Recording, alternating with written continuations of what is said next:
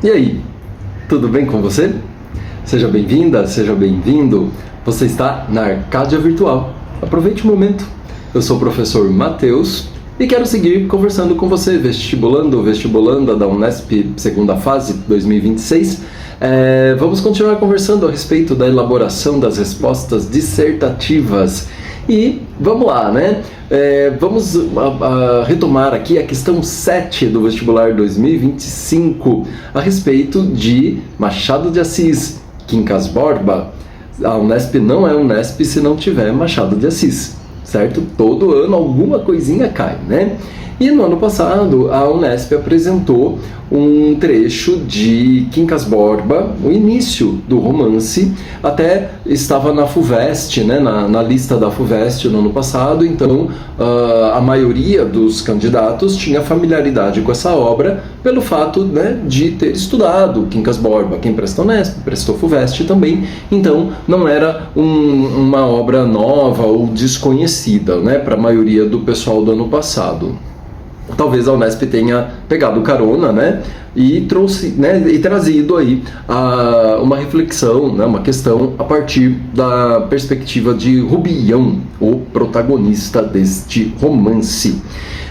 Então vamos ler junto, gente. Questão 7, 2025, Unesp segunda fase.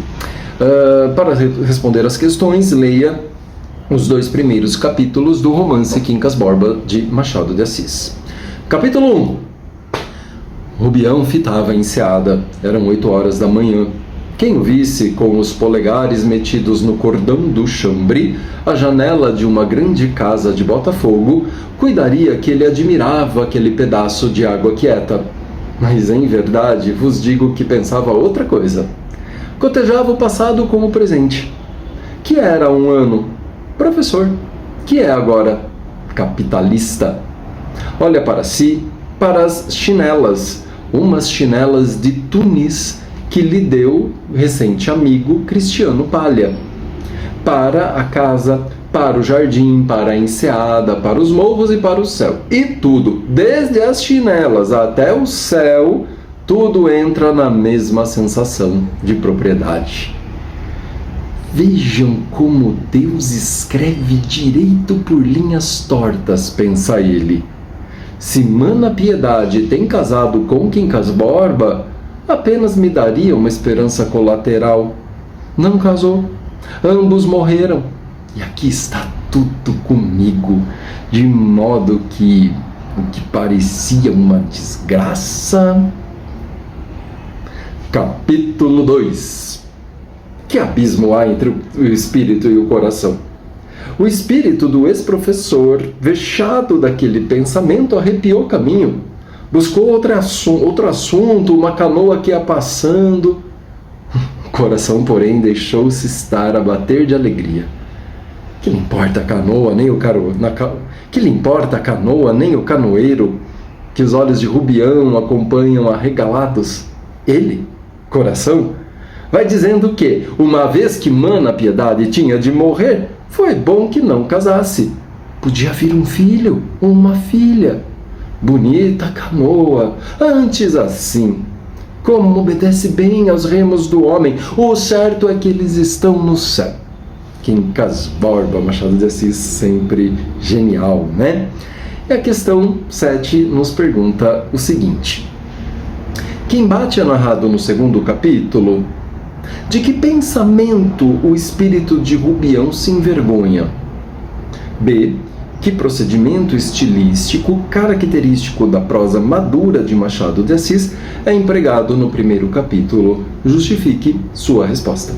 Pois bem, pessoal, olhando assim o texto, para quem não tem familiaridade com a obra, realmente pode parecer muito difícil né, a gente conseguir aprender todas as questões que estão envolvidas aqui, certo? Provavelmente o candidato que já leu Quincas Borba ou que já assistiu alguma aula de Quincas Borba vai ter muito mais familiaridade e, consequentemente, mais facilidade para responder a questão, certo? Entretanto, né, com uma leitura atenta, eu consigo dar conta da proposta, certo? Então, vemos aqui o Rubião olhando para a enseada, contemplando, né? E aí a gente já vê um pouco do caráter megalômano, né? Do Rubião olhando para as chinelas, para o morro, para o céu e achando que tudo é dele, né? Então é o novo rico que está ali achando que é o dono do mundo, né? Falando, eu mereci. Na verdade, ele foi herdeiro de Quincas Borba, o personagem que é aludido aí no título, né? Quincas Borba morreu, não casou, não teve filhos e deixou toda a sua fortuna para o amigo Rubião. E como que eles se tornaram amigos? Se tornaram amigos porque Rubião Quincas Borba foi noivo da irmã de Rubião, Piedade. E o casamento só não ocorreu porque Piedade já adoeceu e morreu. Né? Então, enfim, né? Então ela não se casou, né? Quincas Borba não se casou, não teve herdeiros e deixou a herança para Rubião com a condição de que Rubião cuidasse do cachorro do Quincas Borba, que também tinha o nome de Quincas Borba. Daí a gente vê a loucura do personagem, mas essa é outra história, certo? Muito bem. O item A pergunta o seguinte: que embate é narrado no segundo capítulo e de que pensamento o espírito de Rubião se envergonha? Aqui no segundo capítulo, nós já temos esse embate assinalado logo no início. Que abismo há entre o espírito e o coração? Então nós temos aqui essa oposição, espírito-coração. Certo? A oposição está aqui, com o coração representando os sentimentos, as emoções, aquilo que é mais verdadeiro dentro do Rubião, né? E o espírito é a sua consciência, certo? E então esse é um embate, né? Espírito e coração, beleza? E qual é o pensamento do qual Rubião se envergonha, né? De que pensamento o espírito do Rubião se envergonha, né? Tanto que Rubião tenta olhar para outra coisa, ver o canoeiro que está passando para tentar fugir, né? Desse pensamento, né? No finalzinho, nós temos ele, coração, vai dizendo o quê? Uma vez que Mana Piedade tinha de morrer, foi bom que não casasse, podia vir filho ou uma filha. Ou seja, né, a ideia de que, já que Mana Piedade tinha que morrer, menos mal que ela tenha morrido antes de se casar com Quincas Borba. Menos, né, ela tem que morrer mesmo, que morra antes de casar, porque vai que nessa ela se casa, tem um filho, tem uma filha, pode vir até a morrer, mas aí deixaria um herdeiro. Ou seja, o que está subentendido aqui? Que foi, né, benéfico para Rubião que a sua irmã tenha morrido antes do casamento, logo esse casamento, né, não aconteceu, não, né, e com isso Rubião, desculpem novamente, e com isso o Quincas Borba não deixou herdeiros. Certo? Ele não deixando herdeiros, a fortuna, sua fortuna, né, foi transmitida como herança para Rubião, certo? Então, né, a morte de Mana Piedade não foi tão ruim assim, pensando bem, né? É isso que o coração de Rubião pensa e que o espírito dele tenta afastar. Né? Então veja como Machado, mais uma vez, mestre da investigação da alma humana, ele vai lá nas profundezas para trazer, né, aquilo que os personagens tentam esconder até mesmo de si mesmos, certo?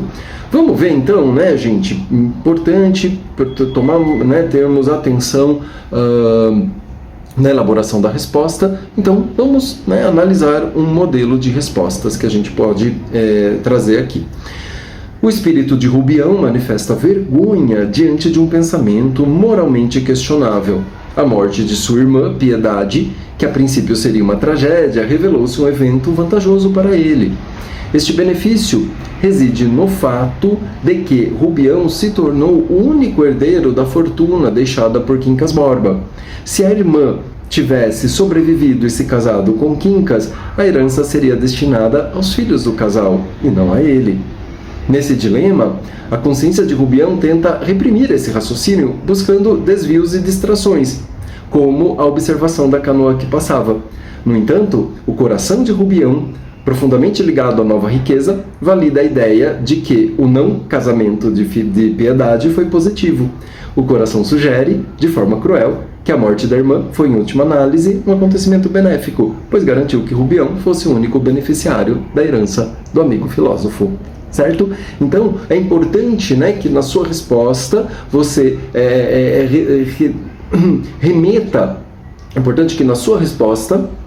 remeta ao texto, descrevendo, fazendo uma paráfrase do texto, né? Então eu estou trazendo aqui para essa resposta o conflito vivido por Rubião e também com uma interpretação minha, né? Trazendo a minha interpretação, né? A ideia de que para o coração a morte de Mana Piedade foi benéfica, pois possibilitou o recebimento da herança por parte de Rubião. Beleza? Para o item B, que procedimento estilístico característico da prosa madura de Machado de Assis é empregado no primeiro capítulo? Justifique sua resposta.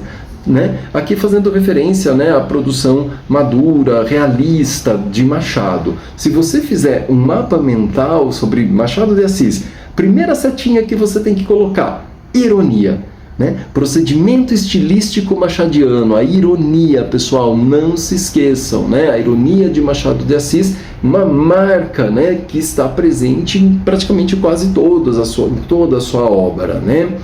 Então, aqui a Unesp pretende avaliar se a gente consegue identificar a ironia do Machado e fazer uma análise dessa ironia. Tá? Então, qual é o procedimento e justifique a sua resposta. Voltando lá no capítulo 1, pessoal, veja só a reflexão aqui de Rubião. Vejam como Deus escreve direito por linhas tortas, pensa ele. Se Mana Piedade tem casado com Quincas Borba, apenas me daria uma esperança colateral. Não casou, ambos morreram, e aqui está tudo comigo. De modo que o que parecia uma desgraça...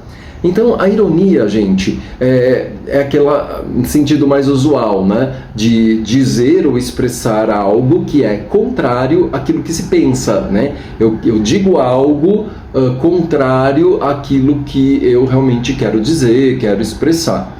E a ironia também está relacionada a subentendidos, sentidos que ficam implícitos, coisas que ficam um pouco sugeridas apenas, né? Como a gente vê nesse finalzinho aqui, de modo que o que parecia uma desgraça, a morte da irmã, que parecia ser uma desgraça, na verdade mostrou-se benéfica. E, de certa forma, Rubião se sente abençoado. Vejam como Deus escreve direito por linhas tortas. Então, né, ele vê, né, o coração, o íntimo dele, vê a morte da irmã como quase uma bênção divina, que possibilitou que ele tivesse acesso à herança do amigo. Então a ironia está naquilo que não é dito, que é sugerido pelas reticências. O que parecia ser tragédia, na verdade foi um fato bem benéfico para Rubião. Certo? Vamos ver, analisar uma resposta possível? O capítulo de abertura de Quincas Borba evidencia o uso da ironia, um recurso estilístico marcante da fase madura da escrita de Machado de Assis. Tá vendo como eu aproprio-me do enunciado para elaborar minha resposta? É aquilo, gente, não se esqueçam, resposta autônoma, por favor, referenciem o texto, né? Façam a referência ao autor, certo? Pensa no leitor universal. Sua resposta tem que funcionar sozinha, sem depender do enunciado. A ironia machadiana não se limita a dizer o oposto do que se pensa, mas também a sugerir múltiplos significados subentendidos em comentário ou declaração. Pode-se perceber o emprego da ironia nas reflexões de Rubião sobre o falecimento da irmã Piedade. A reflexão do personagem, vejam como Deus escreve direito por linhas tortas, pode ser considerada irônica, pois evidencia que, por meio das linhas tortas, a morte da irmã, Deus escreveu certo. fez de Rubião o único herdeiro. Nesse sentido, Rubião se vê como alguém que foi abençoado, ainda que às custas da morte da irmã. A passagem, de modo que o que parecia uma desgraça, sugere sutilmente que o personagem vê a morte de Piedade como um evento conveniente, apesar de triste, visto que frustrou o casamento de Quincas Borba, garantindo que Rubião se tornasse o único beneficiário da herança. Beleza, pessoal, né? Utilizamos aqui, né, a nossa leitura atenta, o nosso conhecimento do romance e da ironia machadiana para elaboração da resposta. O importante é que a sua resposta, né, que você consiga explicar o efeito irônico aí das reflexões, presente nas reflexões de Rubião. Beleza, pessoal? Espero ter ajudado vocês e, né, sintam-se confiantes de que vocês vão fazer uma excelente prova Unesp, com respostas completíssimas, autônomas, que vão encantar a banca e deixar a nota de vocês muito acima da média. Contem sempre com a gente aqui da Arcadia Virtual. Até a próxima!